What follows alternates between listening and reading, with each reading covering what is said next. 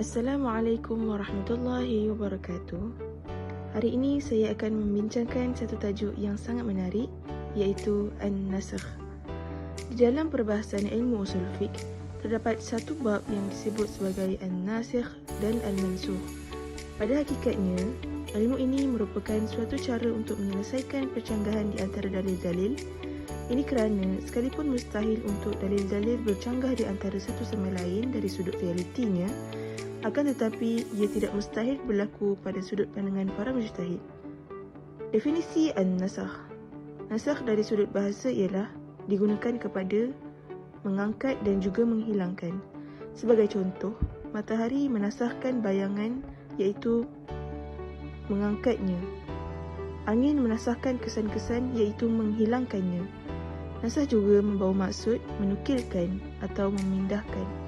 Sebagai contoh, aku menasahkan Alkitab, iaitu aku menukilkan apa yang terdapat di dalamnya sekalipun tidak sedikit pun menghilangkannya daripada tempatnya. Manakala dari sudut istilah, An-Nasakh bermaksud mengangkat hukum syarak dengan dalil syarak yang datang terkemudian darinya. Dalil itu dinamakan sebagai An-Nasikh, manakala hukum yang terangkat itu disebut sebagai Al-Mansukh. Berikut merupakan beberapa syarat nasakh yang disepakati oleh para fuqaha.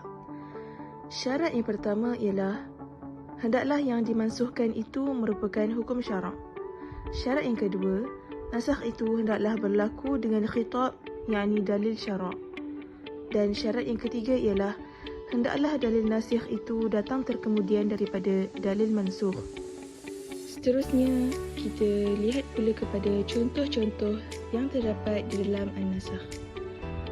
Contoh yang pertama ialah Islam membiarkan seketika tempoh waktu perkahwinan mut'ah yang berlangsung sejak zaman jahiliyah dan ianya telah dinasahkan dengan syariat perkahwinan. Contoh yang kedua ialah ziarah kubur pada mulanya tidak diizinkan, seperti mana sabda Nabi Muhammad SAW, "Aku dahulu melarang kalian dari menziarahi kubur, maka sekarang ziarahilah kubur." Contoh yang ketiga ialah pengharaman arak secara beransur-ansur di dalam Al-Quran. Peringkat yang pertama, arak dikatakan sebagai sesuatu yang jijik. Peringkat yang kedua, arak dikatakan lebih cenderung kepada mudarat. Dan yang terakhir, arak dikatakan haram selama-lamanya.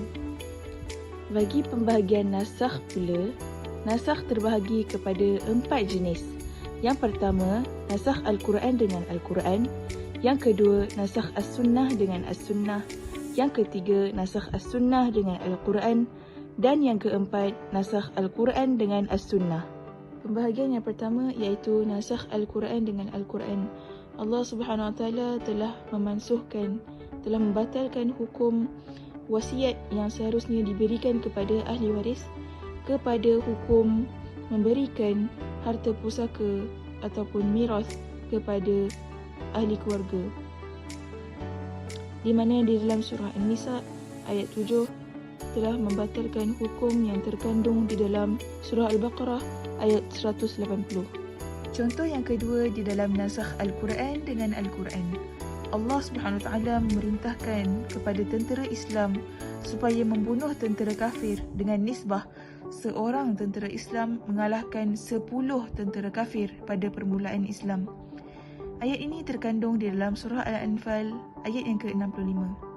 Seterusnya, ayat ini digantikan pula dengan perintah agar tentera Islam melawan tentera kafir dengan nisbah seorang tentera Islam mengalahkan 2 tentera kafir, iaitu di dalam surah yang sama pada ayat yang berikutnya, iaitu ayat yang ke-66.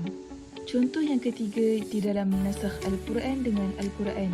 Di dalam surah Al-Baqarah ayat yang ke-240, pada awalnya Allah Subhanahu Wa Taala mensyariatkan kepada kaum wanita yang kematian suaminya supaya beriddah dalam tempoh setahun penuh.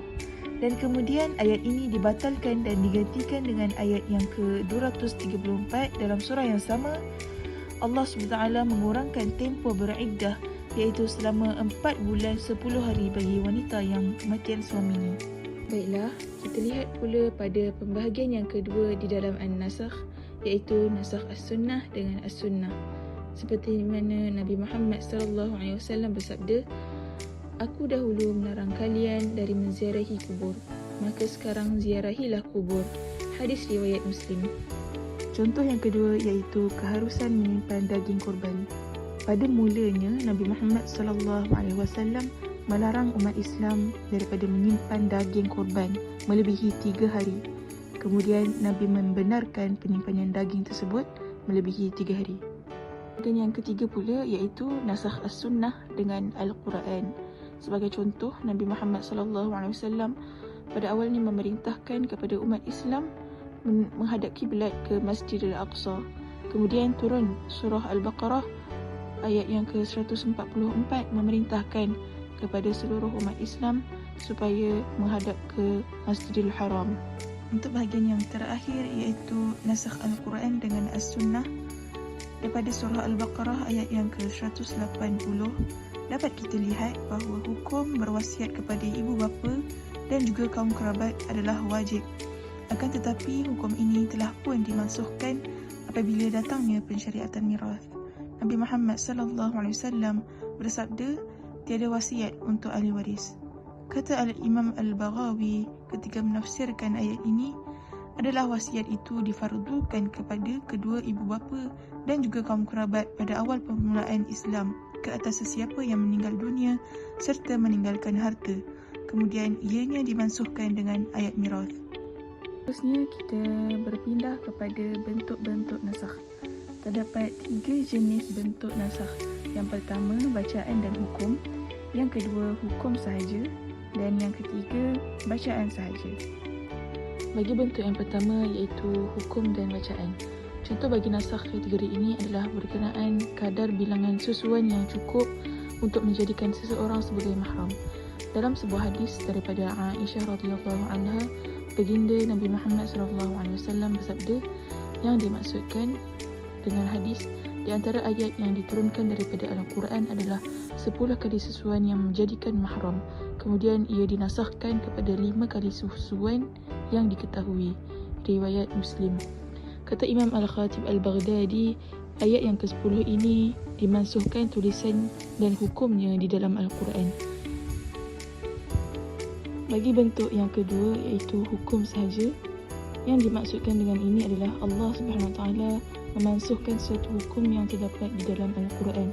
Dalam masa yang sama, ayat yang menjelaskan akan hukum tersebut tidak dimansuhkan sekali, akan tetapi ia masih kekal di dalam Al-Quran.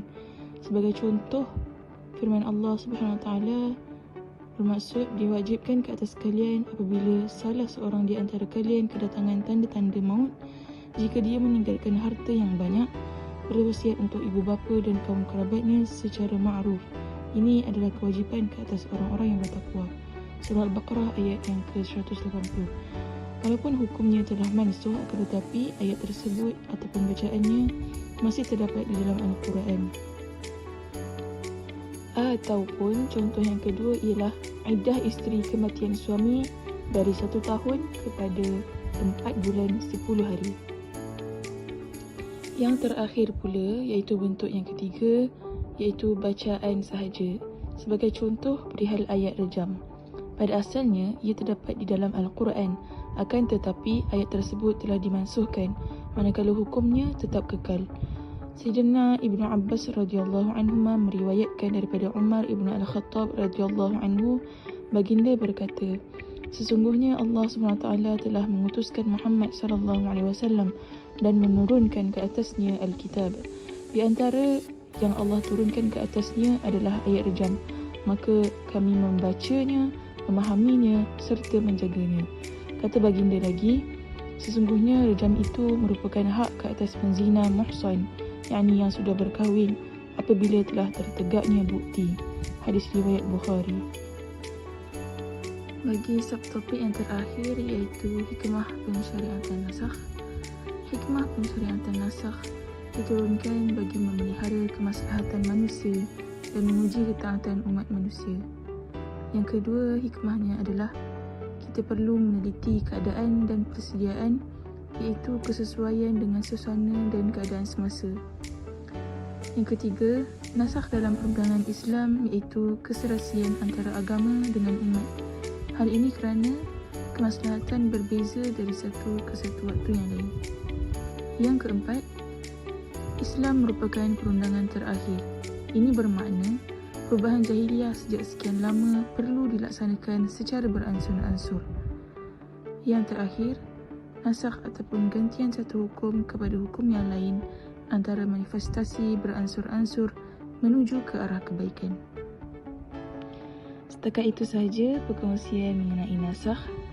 Semoga ianya bermanfaat. Wabillahi taufiq wa hidayah. Wassalamualaikum warahmatullahi wabarakatuh.